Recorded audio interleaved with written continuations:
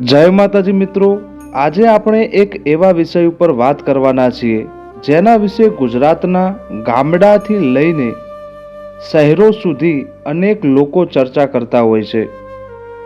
ઘણા લોકો કહે છે માતાજી કોઈને સીધા દેખાતા નથી, પરંતુ સંકેતો દ્વારા પોતાની હાજરીનો અનુભવ કરાવે છે। તો શું ખરેખર હાજરીનો અનુભવ માતાજી કરાવે છે? શું ખરેખર માતાજી ભક્તોને બોલાવે છે? શું રાત્રે મળતા કેટલાક સંકેતો પાછળ કોઈ આધ્યાત્મિક અર્થ હોય છે અથવા તો હોઈ શકે? ચાલો લોક અનુભવો અને પરંપરાગત માન્યતાઓના આધારે સમજીએ। તો સૌથી પ્રથમ મિત્રો, વારંવાર એક જ સ્વપ્ન આવવું। ઘણા ભક્તો કહે છે કે તેમને વારંવાર એક જ પ્રકારનું સ્વપ્ન આવવા લાગે છે, જેમ કે માતાજીનું મંદિર દેખાવવું, દીવો પ્રગટેલો દેખાવવો, ચૂંદડી દેખાવવી, સિંહ દેખાવવો, માતાજીનો ગરબો અથવા મઢ દેખાવવો। એકાદ વખત સ્વપ્ન આવવું એ સામાન્ય હોઈ શકે છે, પરંતુ સતત ઘણા દિવસો સુધી એક જ સરખું સ્વપ્ન આવે તો ઘણા લોકો તેને આધ્યાત્મિક સંકેત માને છે। ત્યારબાદ મિત્રો, રાત્રે અચાનક ઊંઘ તૂટી જવી। ઘણા લોકો જણાવે છે કે રાત્રે લગભગ 3 વાગે અથવા બ્રહ્મ મુહૂર્ત નજીક અચાનક આંખ ખુલી જાય છે। કોઈ અવાજ આવતો નથી, કોઈ કારણ નથી, પરંતુ મનમાં માતાજીનું સ્મરણ થવા લાગે છે। લોકમાન્યતા મુજબ આ સમય આધ્યાત્મિક ઉર્જાનો સમય માનવામાં આવે છે। ત્યારબાદ મિત્રો આપણે જાણીએ ત્રીજો સંકેત, માતાજીનું નામ સતત સાંભળવા મળવું। કેટલાક લોકો કહે છે જ્યાં જાય ત્યાં માતાજીની જ વાત સાંભળવા મળે। કોઈ મિત્ર માતાજીની વાત કરે, મોબાઈલમાં એક જ વિડીયો આવે, સોશિયલ મીડિયામાં પણ એક જ પોસ્ટ દેખાય, રસ્તામાં મંદિર દેખાય। આવા સંયોગોને ઘણા ભક્તો સંકેત તરીકે લે છે। મિત્રો, હવે જાણીએ આપણે ચોથો સંકેત, જે છે મિત્રો દીવો અને જ્યોતિ સાથે જોડાયેલા અનુભવો। કેટલાક ભક્તિના અનુભવ પ્રમાણે રાત્રે દરમિયાન અથવા પ્રાર્થના સમયે આંખ બંધ કરતા પ્રકાશ દેખાય, જ્યોતિ જેવો અનુભવ થાય, દિવ્ય તેજનો અહેસાસ થાય। મિત્રો, આ અનુભવ દરેકને થાય એવું જરૂરી નથી અને એવું હોતું પણ નથી, પરંતુ ઘણા લોકો તેને માતાજીની કૃપાનો સંકેત માને છે। ત્યારબાદ મિત્રો આપણે પાંચમો સંકેત જાણી લઈએ, મંદિર જવાની અચાનક ઈચ્છા થવી। ક્યારેક વ્યક્તિને અચાનક લાગે છે આજે તો મંદિર જવું છે, પણ કોઈ ખાસ કારણ છે જ નહીં, પણ મનમાં એકને એક જ વાત ગુંચાયા કરે છે, એક ને એક વાત ખેંચાય છે કે આજે તો મારે મંદિર જવું છે।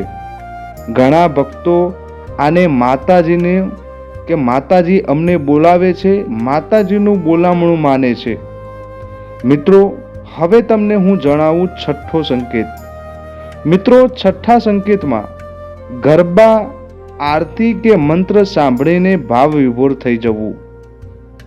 કેટલાક લોકો કહે છે સામાન્ય દિવસોમાં બધું ઠીક હોય છે, પણ જેમ જ અમે આરતી સાંભળીએ,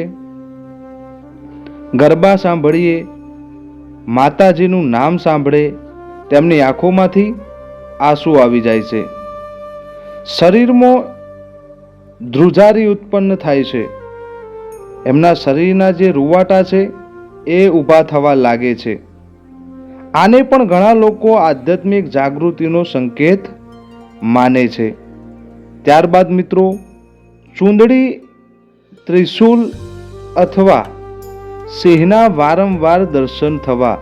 લોકમાન્યતા મુજબ જો વારંવાર લાલ ચૂંદડી, ત્રિશૂલ, સિંહ, માતાજીનું ચિત્ર અલગ અલગ જગ્યાએ જોવા મળે તો કેટલાક લોકો તેને સંકેત તરીકે લે છે.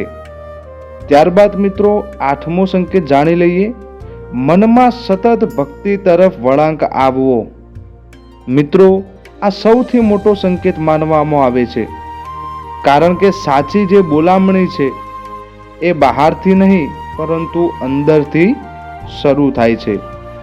જ્યારે તમને ભજન ગાવાનું મન થાય, મંદિર જવાનું મન થાય, સેવા કરવાની ઈચ્છા થાય, સારા કર્મો તરફ તમારું મન વળે, ત્યારે ઘણા સંતો તેને દેવકૃપા માને છે મિત્રો. અને સૌથી જે મહત્વની વાત છે, તમે એને ચેતવણી પણ સમજી શકો છો. જે તમને હું સમજાવવા માગું છું એ પણ તમે સમજી લેજો કે દરેક સ્વપ્ન, દરેક અવાજ અથવા દરેક ઘટના દેવ સંકેત નથી, અને દેવ સંકેત હોવું એ પણ જરૂરી નથી. ક્યારેક તણાવ, ભય, વધારે વિચાર, માનસિક થાક, આ બધાના આ પણ અનુભવ થાય જ્યારે તમે કોઈ તણાવમાં હોય, ભયમાં હોય, અમુક વિચાર હોય. એટલે તમારે અંધશ્રદ્ધામાં જવાનું નથી મિત્રો. સાચો માર્ગ ભક્તિ, પ્રાર્થના, સાદાચાર જીવન અને સેવા, આ બધા સાચા માર્ગો છે મિત્રો. માતાજી બોલાવે છે કે નહીં એનો સૌથી મોટો સંકેત કોઈ સ્વપ્ન નથી, કોઈ ચમત્કાર નથી, પરંતુ જ્યારે તમારું મન ખરાબ રસ્તાથી સારા રસ્તે વળવા લાગે, જ્યારે ભક્તિમાં આનંદ આવવા લાગે, જ્યારે સેવા કરવાની ઈચ્છા થાય, ત્યારે સમજો કે દેવી શક્તિ તમારી અંદર કાર્ય કરી રહી છે. મિત્રો, માતાજી બહારથી ઓછું બોલાવે છે, અંદરથી વધારે બોલાવે છે. જે હૃદયથી સાંભળે છે તેને જ એ સંકેતો સમજાય છે. તો ચાલો મિત્રો, આ વિડીયોમાં આટલું. વિડીયો ગમે હોય તો લાઈક, શેર અને સબસ્ક્રાઈબ કરવાનું ભૂલતા નહીં. નેક્સ્ટ વિડીયો કોઈ એવા વિષય ઉપર જોતો હોય તો પણ કોમેન્ટ કરી નાખજો. મળીએ નવા વિડીયો સાથે. ત્યાં સુધી જય માતાજી, જય મેલડીમાં. હર હર મહાદેવ.